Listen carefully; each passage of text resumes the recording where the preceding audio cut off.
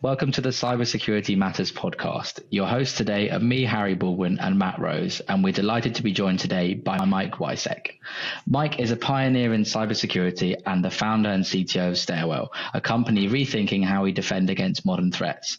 Mike's career has spanned the US Department of Defense, the NSA, and more than a decade at Google, where he founded the Threat Analysis Group and later co-founded Chronicle, Alphabet's cybersecurity venture. At Stairwell, he's leading the charge to move security from reactive alerting to proactive data-driven defense, enabling organizations to better understand their environments and to stay ahead of emerging threats. Recognized with LaSalle University's IT Leadership Award and an active supporter of new ventures in the security space, Mike brings both deep technical expertise and a vision for reshaping the industry. Welcome to the show, Mike. Thank you. It's great to be here. It's fantastic to have you here. It's quite the introduction. You've got lots and lots of achievements and background and experience. I'm sure you're very humble about it, but there's loads of stuff we're really looking forward to diving into in a bit more detail and learning a bit more about you. To get us started, and we ask all our guests the same first question, I'd love to understand, how did you first get into the cybersecurity industry? Depends on what the statute of limitations is in that space. No, I think I've always been someone who's interested in how things work and then trying to figure out how to break that. That was just a general, childhood outlook on things. I was maybe it was like sixth grade or so. I grew up in Philadelphia, and there's a science museum there called the Franklin Institute. And we had an annual membership, and I would go there almost every weekend, just like, roaming around. And I would go there, literally, I was actually really bad. Like every Saturday, I probably would go there and spend the whole day there. My parents would drop me off, and I would just roam around and go through exhibits on trains. And so, they had a giant telescope on the roof, so you could look at the sun through a hydrogen filter and be able to see the sun in a telescope and see flares. And I was always intrigued by just science in general. I got into, they had a very large amateur radio station there. And I found that fascinating, that people could, talk on a microphone with a radio to places all around the world. And so I got into amateur radio, and then that was just a whole hobby where you would ask yourself, how does stuff work? And these amateur radio operators are building antennas, they're building radios, they're getting satellites put into space to communicate with. And there was just always this insatiable curiosity for how things did what they did. This was all in probably 94 to 98 or so. Digging into that time the internet's coming up, and you're always just trying to, find something new. The internet back then was like the Wild West. You would not know what you were going to end up doing if you could find what you were looking for. And, probably got into some of the same stuff where a lot of computer security people get up, how does malware work, or how do viruses work, or what makes some piece of software a virus at the time was the term, and what makes something else a legitimate application? What's the difference? I met a guy at one of the amateur radio events I went to where he worked on computer security stuff, and I asked him, I'm like, well, when you not understanding all the technical layers, how when you're playing with malware and viruses, to study them or to write signatures for them, because he was working for an AD company, I said, how do you avoid affecting yourself? And he's like, oh, that's trade secret, kid.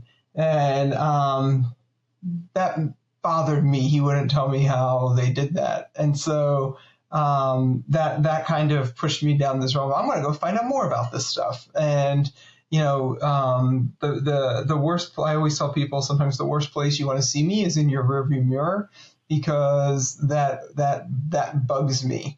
And so then that just releases this insatiable drive to figure out how that stuff puts together. Yeah, no, that's great. I mean, I very thankful to although I didn't go into a career on the technical part and the deep technical part of cybersecurity and computer science, but I definitely appreciated all the trips to museums and all the rest of it. And yeah, so that's a nice way to start things. I'm going to hand over to Matt, who's going to cover some questions about your career specifically. So yeah, over to you, Matt. I hope I get the answers right. Thank you so much, Harry, and yeah, pleasure to meet you, Mike, as well. And really interesting to hear a little bit more about kind of how, from a very, very early age, your kind of curiosity really shaped actually how you entered the industry as well. My first question really would be, was it that curiosity, does that stand out as the kind of single biggest influence on your career to date? Or is there anyone or anything that you think stands out as the biggest influence to where you find yourself? I think for me, over different periods of my life, I think fortune has led me to bump into people who have been mentors in some way, shape, or form. There was one guy when I was in amateur radio a lot. He was a member of the club, and he kind of took me under his wing quite a bit. Like, he actually would show me how stuff worked and explain it to me, and kind of helped foster that.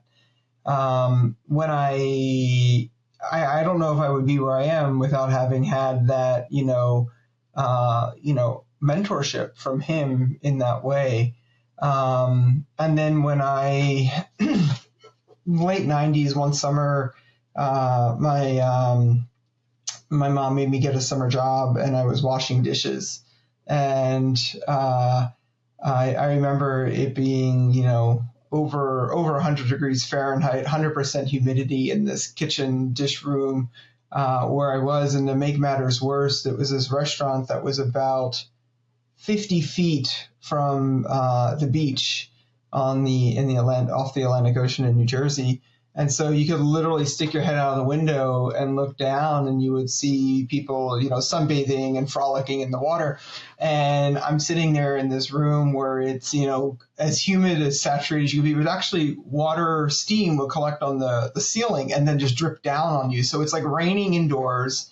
It's over 100 degrees Fahrenheit, and you're soaked through. And I'm like, this sucks. And I picked up the Yellow Pages, which is, business phone book, and looked up internet service providers that were nearby. And I just started emailing them, asking if they needed anyone to help do tech support or anything like that. Because I'm like, I will get out of this kitchen.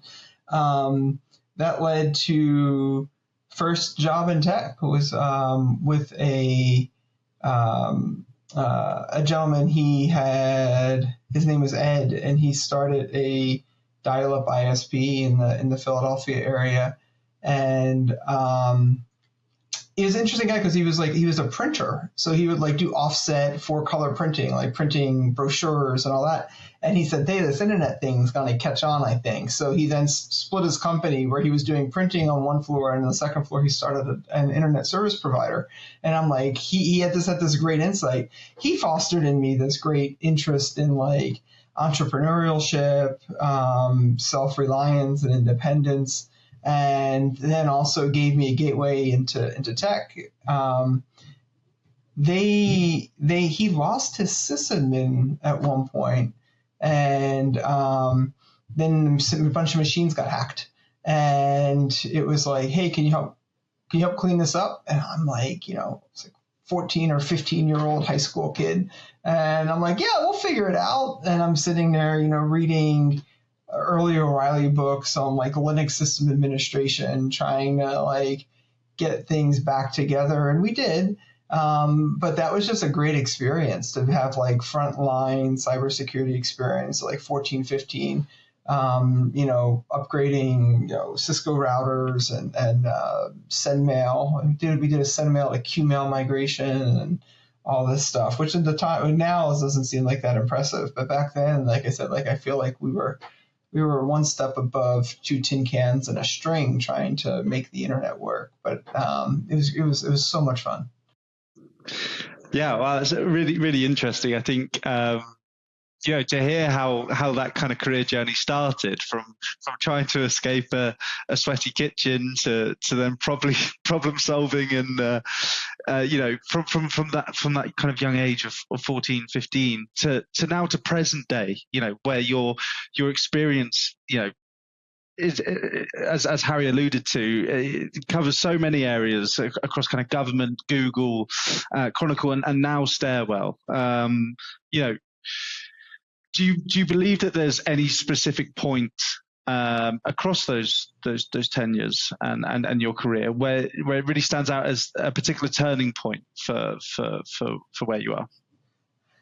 I think the biggest turning point, right, was the opportunity to work on Operation Aurora at Google. Google was always, a pioneer in almost everything. Like, I think that was one of the things that made me want to go work there so much, that when you think about like how they built their servers or data centers, it was always different. If anyone ever looks, you can go search for a Google Cork board server. And like one of the things with that was like back in the day, companies like Equinix and so forth. I think it was Equinix, was it? Exodus. Equinix was a gym. Exodus was a data center provider, and they you would pay per square foot of space, and that would come with this the power that you needed, air conditioning, et cetera, et cetera. And the folks at Google early on, they were like, well, if you can fit so many servers in a rack, what if we could put more servers in a rack than you would expect? And so instead of putting chassis mounted servers on rails, they just put a whole bunch of shelves in. And then instead of buying expensive HP or Sun or DEC servers, they just got motherboards. And so they had these metal shelves with corkboard, and then they would put 4 like motherboards you would get in your home computer on there with 4 power supplies, and peripherals would be Velcroed to that, so you could literally just pull things off and put things on. But they were able to get 4 computers in the shelf in the space that was meant for 1, and then that would give them 4 times the compute capacity at the cost of 1 server. And so like when you one rack of servers, and when you look at that type of creativity, and it's like intellectual arbitrage as you think about that. I was like, I love that. That's how I think. And so that was one of the things that pulled me in. So I'm at Google, and I had just come out of the Defense Department, and I'd been at Google for a few years at this point, but I was there, and I just happened to be in a conference room. It was late at night, and I was eating this burrito. It's kind of funny. I'm sitting there eating this burrito, and the door opens up, and 3 high-powered executives kind of come in. They sit down the other end of the room, and they just start talking. And I'm kind of, no joke, sitting there with this carne asada hanging out of my mouth, trying to figure out, do I get up and leave or do I stay? And I figured I was there first. I had my laptop out, I had like all this equipment around me, and I'm sitting there eating this burrito. I'm like, well, they didn't ask me to leave, so I guess I'll stay. And they were talking, and I'm not paying any attention. I'm like literally reading emails on my laptop, and I hear them talk about malware, and I go, ooh. So now I'm starting to like lean over and listen a little bit more aggressively, and I start to get, it starts to set off the spidey senses, if you will, thinking about like, That doesn't sound like normal malware. And so I kind of blurt out in the middle of our conversation, like, hey, that sounds probably like government related. And they jumped out of their chairs and they were like, who are you? How'd you get in here? How much have you heard? And I was like, Mike, before you and everything. And they were like, what do you mean government? What are you talking about? And I said, I used to work for government. Some of this sounds like, something we should take more seriously. And they're like, well, you should come with us. And that's how I kind of got roped into working on Google's response to the Aurora stuff of late 2009, early 2010. That was just serendipitous dumb luck. I had a relevant background. I was physically in the right place at the right time by dumb luck, and fortune favored the opportunity there. And that was probably this huge turning point from going in this direction to going in that direction. Yeah, that's so interesting to hear, especially from the fact that your interactions with these executives was by chance, but now you find yourself in such a senior kind of leadership, having moved on to kind of founding Stairwell. I'd be really keen to kind of understand if your experiences and interactions with these kind of executives and leadership teams, how that's formed your own role now, leading your own startup. I mean, in some sense, it was a great training ground, I guess, of sorts. Not that there was anything training about that. Like when you're working at Google, right? Like any change you make can affect billions of people. So it's training ground's not the right word, but it was a great experience to do that in an organization that's well resourced and staffed. Like if you're at Google and you need help with writing a presentation or anything like that, there's oodles of marketing folks and other people to like do that. Doing a startup, you're for a long time, right? You are as the founder, you're the janitor, the lead engineer, the real estate tycoon, and tech support, like all product designer. You're everything in there, and like that's definitely hard, right? Like trying to do all of the things, especially in areas where you can admit that you're not the strongest, right? Like I am, as a person, I am much more at home thinking of the next feature or the next great capability I want to add to the platform than I am talking about pricing strategy. But you know what? You have to view it as one is a tax that allows you to do the other. You can't just sit down and do that. You have to earn that success to be able to get to that point. And so that's like part of the journey. Absolutely. And, I think it's super interesting to hear from your perspective, in terms of how that's influenced how you care about yourself, setting up your own startup now. I mean, we work in such a fast-paced and high-pressure industry. So as kind of a final question on this part, I'm really keen to kind of understand maybe more on the personal side, kind of what you do to switch off when there is so much noise. Honestly, I'm not sure you can shut off as a startup founder. It is like having an infant that just doesn't grow up, and you're always in like the worst part of things. In terms of hobbies, I have a weird collection of them.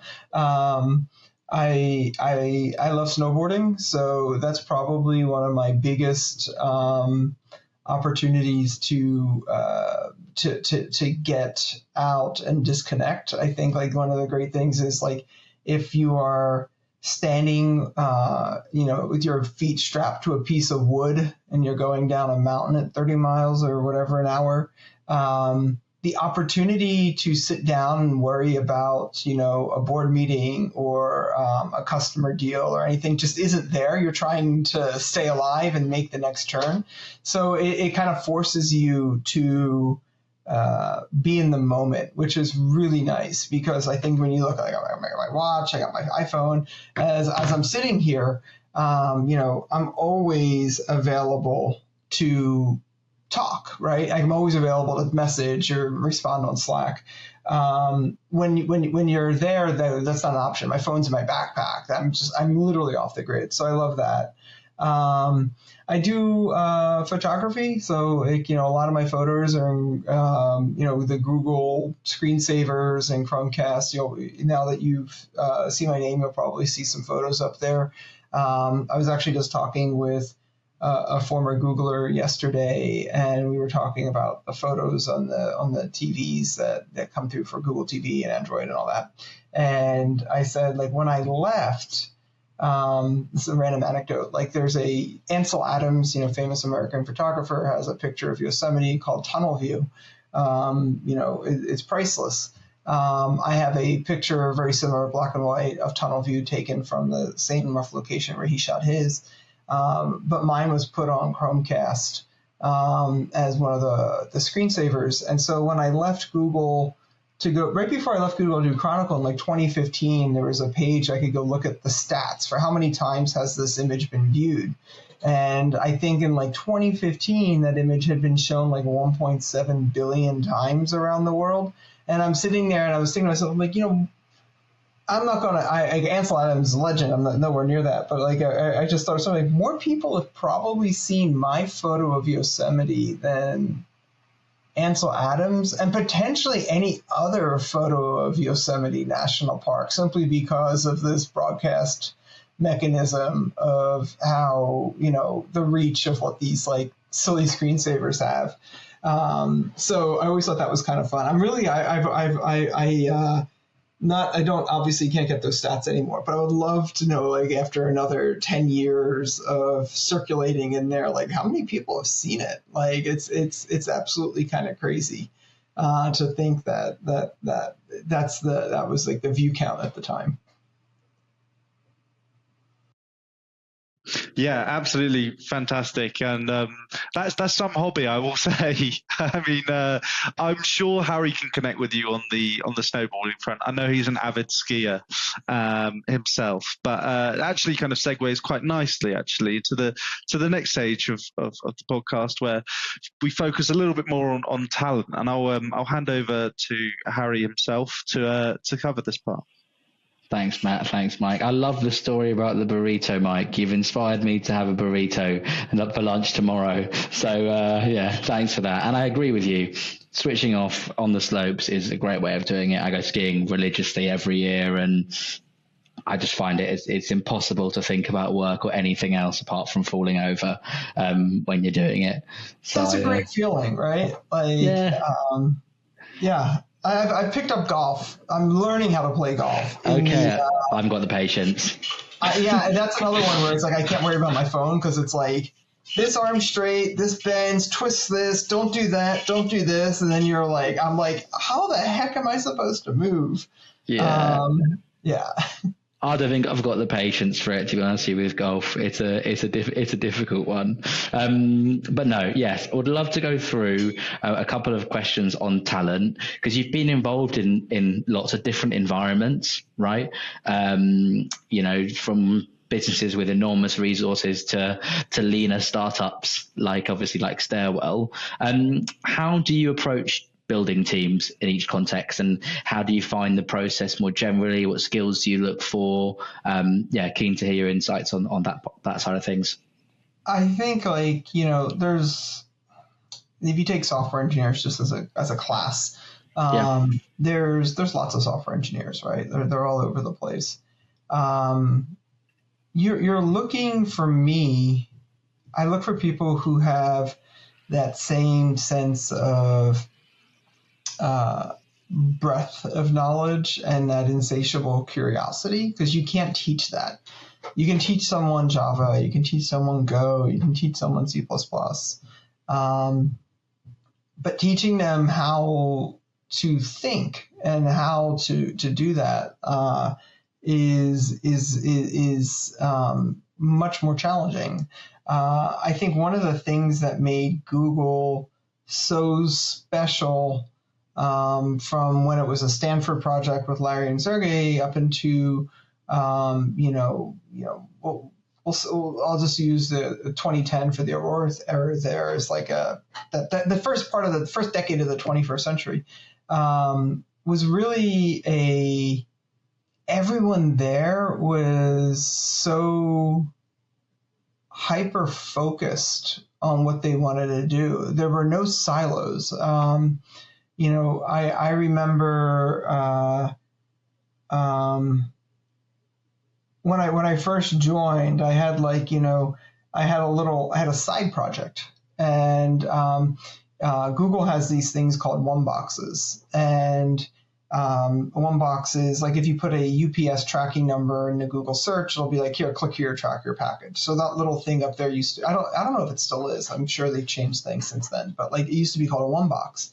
And one day what happened? This is the insatiable curiosity part. I had ordered, I think I ordered a MacBook or I ordered something, and it was shipped UPS.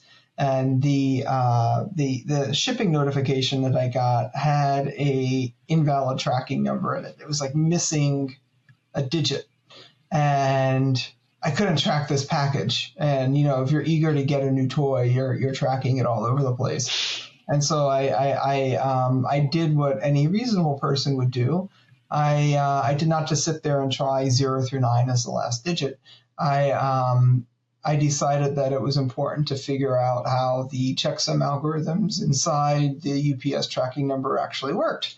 And so I went to the UPS website, and their tracking number starts with 1Z, and I kind of put in 1Z000 all the way to the right length, and I got invalid. So then I incremented it to 1, and then to 2, and then to 3. And then I hit one that was valid. I'm like, okay, that one works. Then I kept going.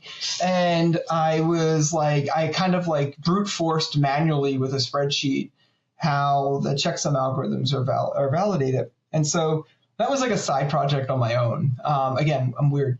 And then when I went to Google, I was just browsing the code base, because it was one giant code base for the whole company, one big monorepo.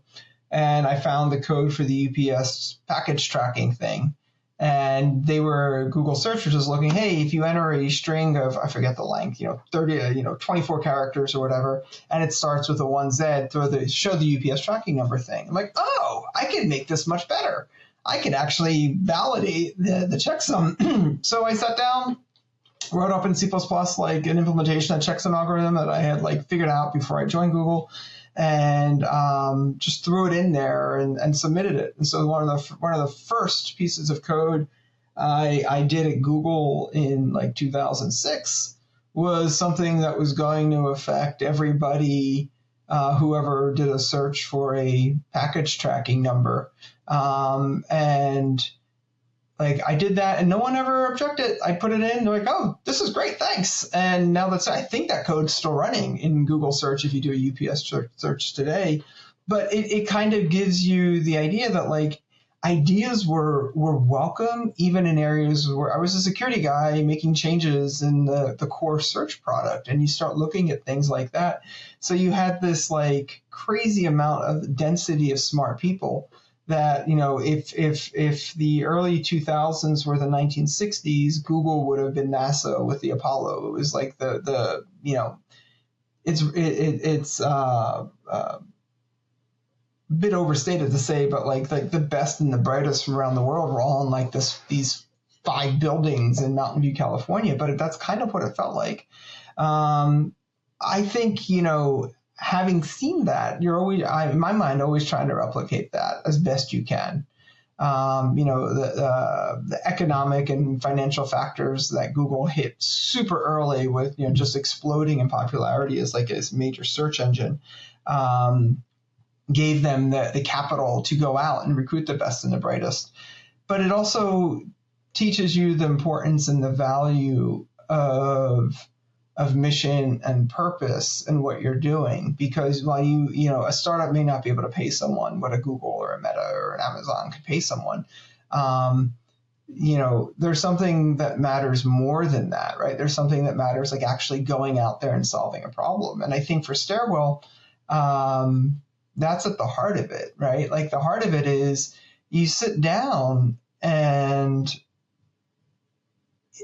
it's not an overstatement to say that, like, I think cybersecurity is pretty broken, right? Like we keep repeating the same types of mistakes with different packaging, hoping we're going to get a different outcome. And, if we sit back and you think about it, it's an industry that has the veneer of being forward-leaning and progressive, and find one cybersecurity company that's now not an AI company. You can't, right? It's like the packaging changes, but the core product is still fundamentally the same thing that didn't fully work last time. And I think when you start thinking about it like that, you have to really think about why, right? Like, the old adage, nobody gets fired for buying IBM, just carried over. It's no longer IBM. Cybersecurity has its own people, which we're not going to name, but like it's the same pattern, right? Like I will often say, like, password complexity requirements, right? Like, must be this long, must have a password, this special uppercase, lowercase, number, special character, etc. Like that whole genesis, like those things, came out of a series of books the NSA published, I think in like the 80s, maybe late 70s even, called the Rainbow series. And this was, I should know this offhand, I forget if it was the orange book or the red book, but one of them actually described, was for described password complexity requirements. And so this gets written down. And here we are 40-ish years later, and we still have these password complexity requirements that were put in place for an environment that predates the internet in all functional senses. But like nobody wants to go over there and be like, yeah, I don't think they're that helpful, right? Like I will tell my mom, like, pick a good password. Don't pick your address. Pick a good random password, put it on a Post-it note, and put it on your computer screen. The threat profile for her is not a nation-state attacker breaking into her house to read a password off a Post-it on the side of her monitor. She lives alone. She doesn't have to worry about that, right? It's better that she has a good password that she's not reusing across multiple sites. That will help her more than trying to tell her some other complicated thing. And, we don't, like the security industry doesn't really like changing that. So what we end up with dogma, right? We end up with doing something because it's what we've always done. And then we're afraid to change it because that's just the way things happen. And if, as we've had the conversation here, I don't like that. I just fundamentally don't like it. I think, the way we do things is not necessarily the way they should be done. And, Stairwell came out of observations of like different ways of doing this in different domains mapped to enterprise cybersecurity. Mapped to it, like, if we had systems like MapReduce and Google BigQuery in the 60s, would cybersecurity have evolved the way that it did in the 80s and 90s? And the answer is no. It evolved as a measure of a lack of like distributed computation platforms. It evolved as a way to say, like, hey, if you have boot sector viruses on floppy disks, spreading from like, people passing disks around, sounds so weird to say, in the 80s and 90s, yeah, you know what, you get your McAfee, you get your Symantec, you put it on your computer, it scans the bytes, etc. But if you look at that, because that was the way the problem was solved in the realm in which it was solved, there was no cloud computing, there was none of this. You end up with this, oh, I installed that thing on that machine that somehow keeps me safe as we go forward. Even today, EDR, yes, there's cloud components to it, but it's still fundamentally an engine of sorts on a machine, scanning it on the machine to do that. And, you know, humor this interesting thought, right? What if the battle for endpoint security shouldn't even be happening on the endpoint? Noodle on that. Like, who says the detection has to happen in the place where it's happening? You have to make these trade-offs, right? Speaking with someone years ago who is a very senior technical person at one of the big AV companies, you know, red, yellow, et cetera, he told me that, an AV engine, and this applies to EDR too, they have a certain amount of, think about time and resources they can spend to evaluating whether something is good or bad. They can't sit down and say, hey, I'm going to block you from running your application for the next 6 hours while I make a decision if it's good or bad. Like, that product would fail. So what they end up doing is they say, oh, I have 50 milliseconds to make a decision.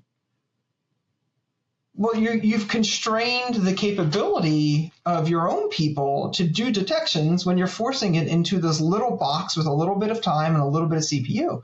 That doesn't work. And so if you flip that around on the other side, like Stairwell, we collect a copy of all of the executables and scripts and other related files from a system across the whole enterprise, and we centralize them. And now we build this corpus of all these files where we're studying them out of band. So your EDR is still your frontline protection. It's still the thing that's keeping you safe from known threats. But the unknown threats, the people who have written malware or targeted it to evade EDR detection, evade AV detection, I can spend an hour studying that file, taking it apart. I can shift the place and time so that the detection capability doesn't become like, I hope I get it in that window, but it becomes an eventual certainty. And by treating this as like this type of a data acquisition and search problem, you're bringing in the techniques of, think signals intelligence. Like, let me try and record as much data, ship it back to some warehouse somewhere else, and we'll process it there. You know, the bad guy doesn't know if his email's been read. The bad guy doesn't know if his phone call's been recorded or transcribed or written. He doesn't know what's going to happen as a result of that. So you introduce this ambiguity. And so with Stairwell, we're trying to think about how do we drastically shift to this problem, not to replace an EDR. I actually think EDR works really well for doing what it does, but because it's something you can install. Ransomware groups have QA farms where they're just testing their builds against the latest version of all the major EDR vendors to make sure they don't get caught. So if your bulletproof vest is available to the bad guys who are making ammunition, you better plan that they're just going to keep testing against whatever your latest product is, and you're both going to just be in this cat and mouse game forever. Like, we have to break that cycle. Yeah.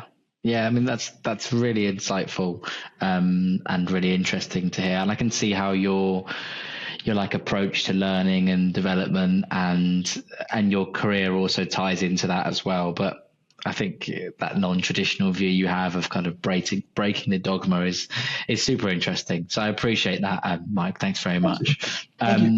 The things I wanted to ask about as well, which is our sort of topic that matters, if you like, were on variant discovery and the role of search and information retrieval in security. Maybe if we start with the topic of variant discovery, it sounds like it's at the heart of Stairwell's approach. Can you explain what it means? And I know you might have kind of answered this already a little bit in what you've just said, but can you explain what it means and why it can be considered a real breakthrough in cybersecurity? So when you think about what we call variant discovery,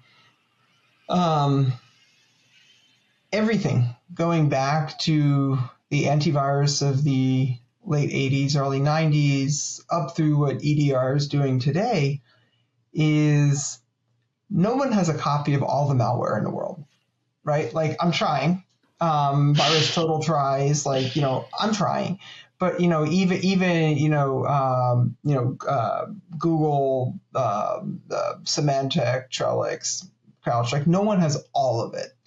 So what you end up doing is, most security software, when you think about endpoint software looking for malware or bad things like that, they're pattern matching, right? I find a representative sample of Stuxnet, and, they try and either whole religious debate between static and dynamic behavior, et cetera.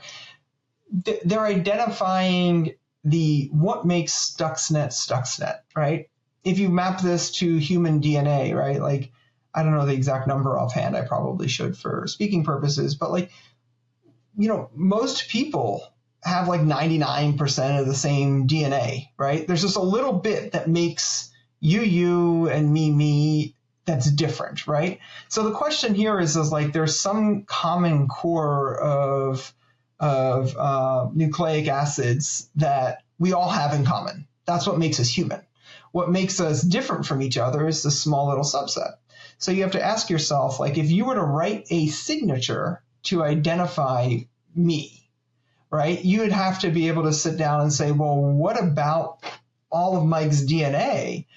Which portions are the unique part to him that aren't in common with other people? Does that make sense? Yeah. Right? Yeah.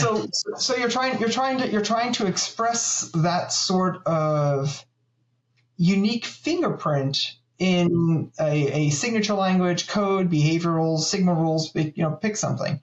But like as that comes together, that's what you're trying to look for. That's what most security software is doing, right? They find something, they signature it, they maybe signature could also be train on it, et cetera, but they're prototyping like what's unique about it, and they're trying to go match for it. Then the bad guys find out they're getting caught, and so then they try and figure out like, well, what's unique about us, and then they tweak it up, they shift it, they pack it so that no longer matches, and this cycle just keeps repeating. Variant discovery was an attempt to try and make something that was really hard much easier.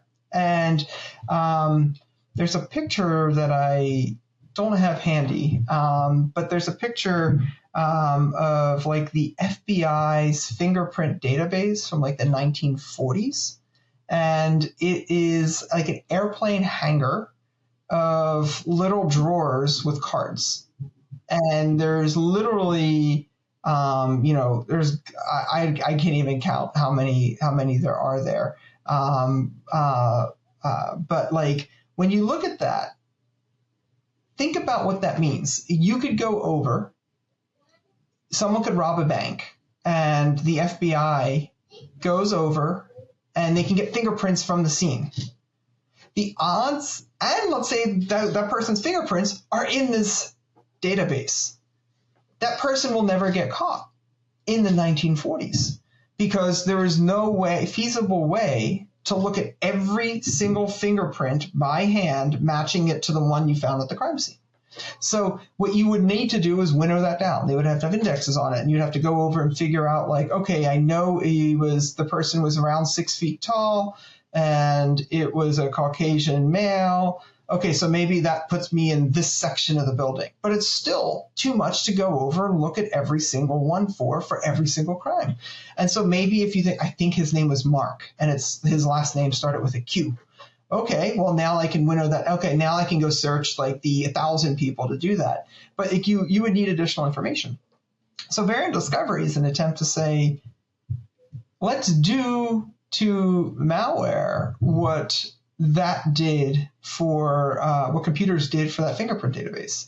And so when you think about variant discovery, it's like, hey, I have a file. Find me more like that. Or if you go to Google image search and you upload a photo of a yellow school bus, it returns other pictures of yellow school buses that look like that.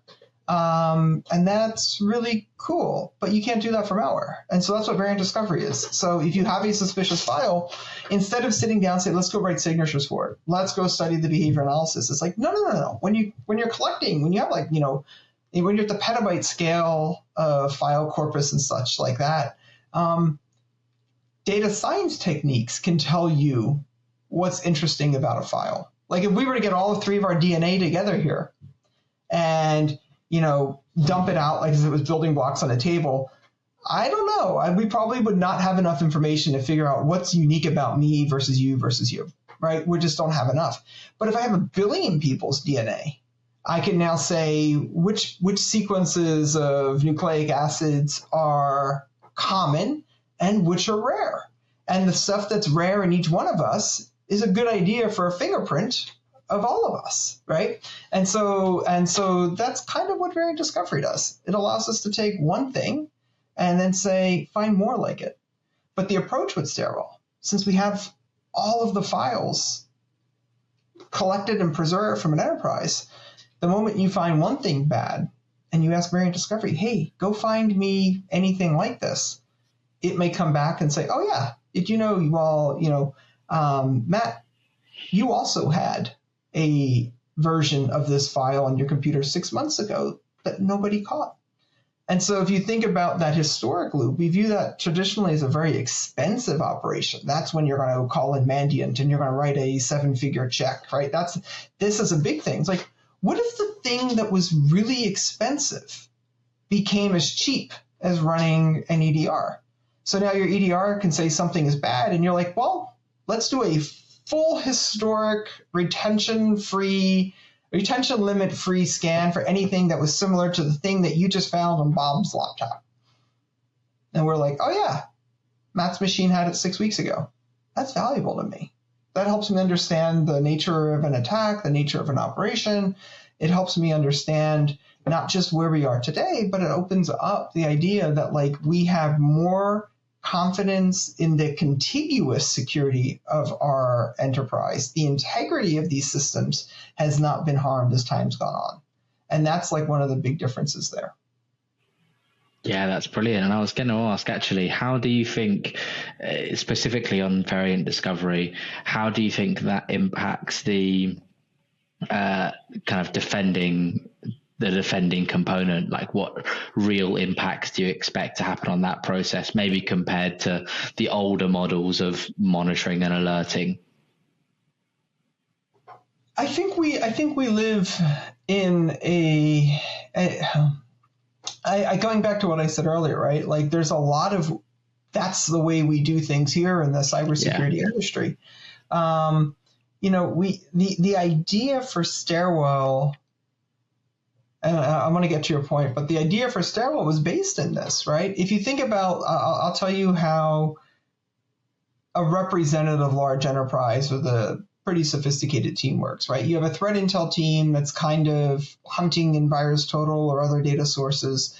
They're reading threat report information. Mandiant writes a report about some new malware. They're studying that. And in general, they're probably producing indicators. So they're producing atomic indicators, MD5 hashes, host names, IPs, and they kind of ship that over to somebody else. That somebody else probably puts it into a SIEM where you're now searching your logs for any indication of this information. Maybe it's a one-time search. Maybe it's a continuous search, but it's searched. And if you have a match, that sets off an alarm. Or if your EDR finds something bad and that bad thing is in that list of atomic indicators, it's enriched with that information. And then if you find something really bad, you call in the forensics guys and then they start pulling hard drives out of computers and doing all sorts of stuff like that. That's the way it works. That's the way it worked when I was running tag at Google. That's the way it works at a lot of big financial institutions. That's the workflow. And what's funny for me was the observation that it's all three of these different teams are effectively doing the same job, but they're not collaborating as effectively as they could be. they're duplicating efforts because they're doing the same jobs, but in different data sets and different domains. And they have very brittle processes for it. So if you think about it, like your threat intel team is kind of looking for bad stuff out there.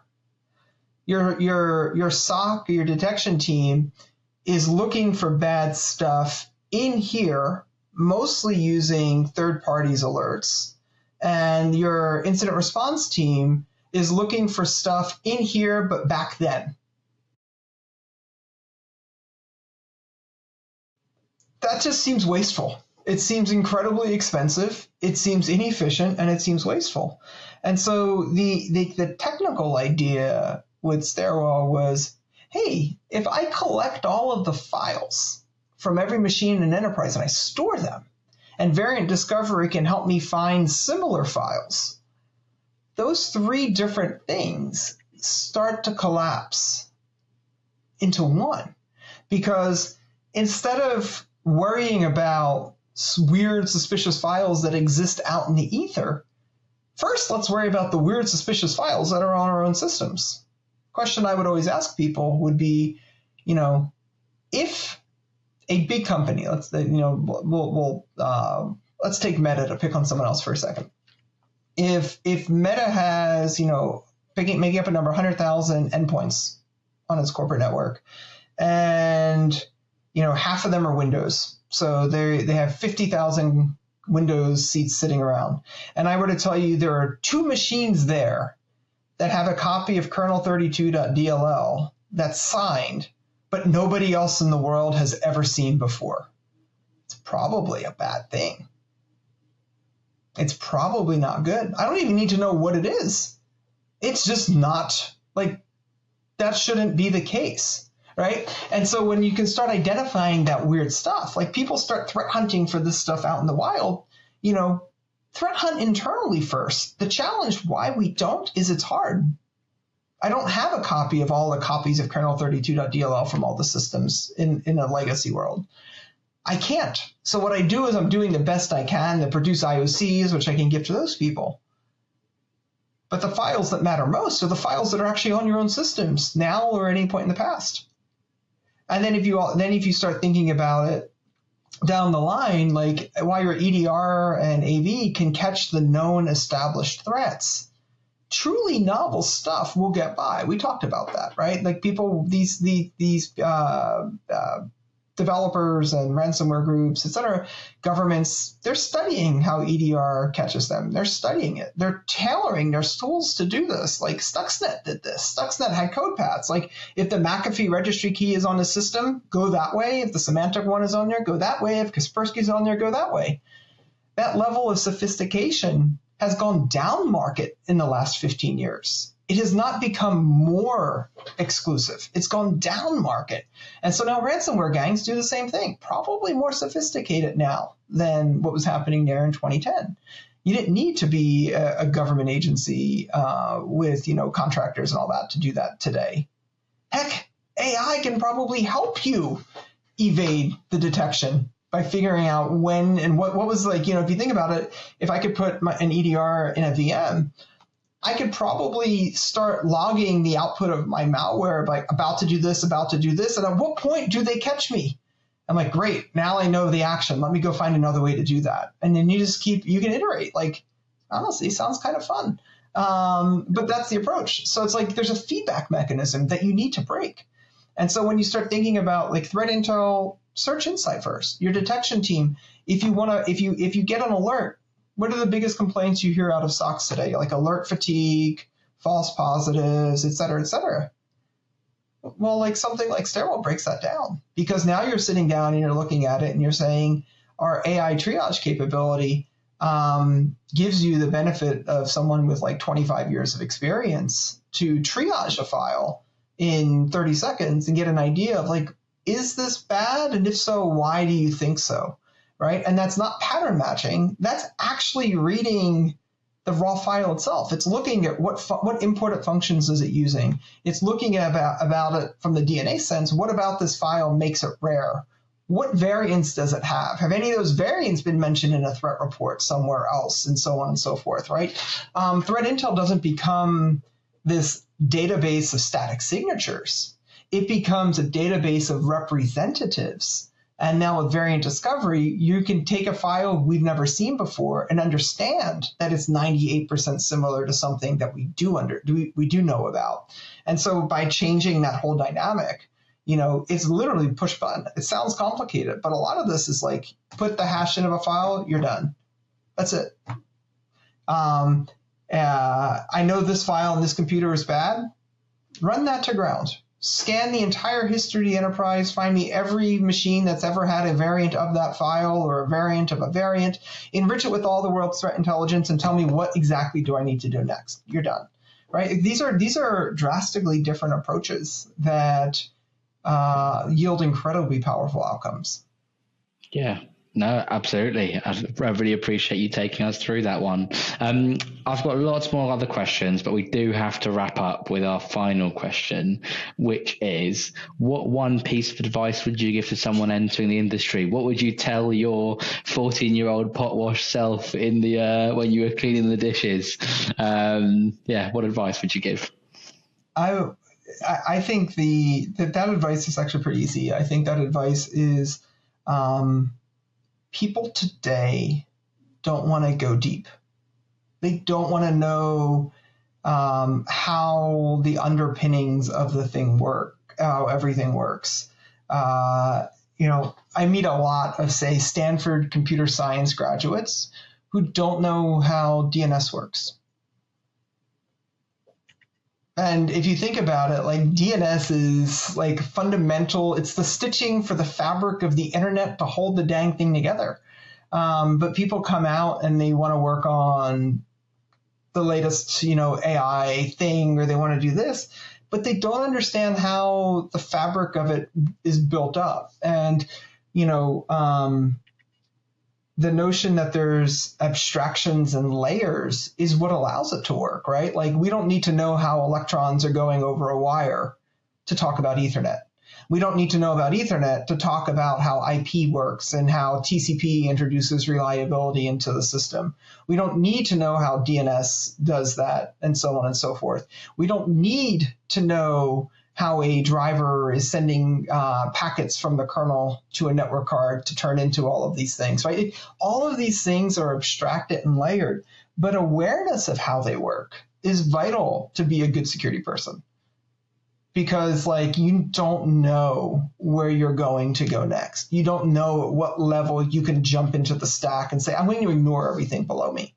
I think it's probably safe to say we don't have to worry too much about, like, the flow of electrons on copper wire or photons in fiber for cybersecurity yet. But the general gist of it is, like, don't think that you can live just in the cloud.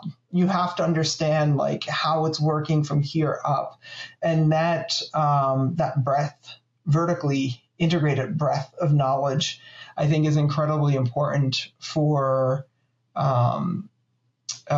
people who actually do want to be successful. The best security people I've ever worked with are people who could sit down and have a conversation with you about BGP in terms of, like, global routing.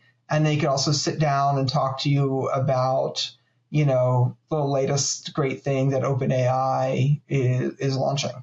There is no limit to that. If you think that just because security is working against really smart, dedicated people on the other side of the keyboard, and I have massive respect for everyone involved in security, offensive and defensive, because it's all hard. It's a perpetual cat and mouse game. And so if you think that you can not be aware of some area, you don't have to be an expert, but if you think you can not be aware of some area, that's the area where the other guy on the other side, guy or gal on the other side of the keyboard, is going to start going, because that's where you're weak. And that's just like an incredibly, non-obvious thing for a lot of people. And so I would say go deep. You should learn how all this stuff works. Like, you're going to become a nerd. Sorry. Cybersecurity is not the spot for you if you don't want to. style of speaking were brilliant. So we really, really appreciate you joining us today. And I sort of wish we could do a part 2, but we'll have to call it there today. Thank you so much for joining us. Thank you. It was great to be here. I had a great time.